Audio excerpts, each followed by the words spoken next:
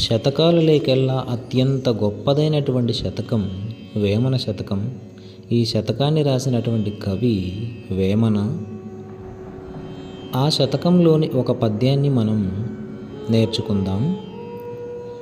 అంతరంగమునందు అపరాధములు చేసి మంచివాని వలెను మనుజుడుండు, ఇతరులెరుగకున్న ఈశ్వరుడెరుగడా,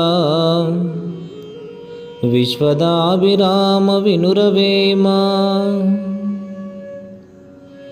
అంతరంగమునందు అపరాధములు చేసి మంచివాని వలెను మనుజుడుండు, ఇతరులెరుగకున్న ఈశ్వరుడెరుగడా, విశ్వదాభిరామ వినురవేమా.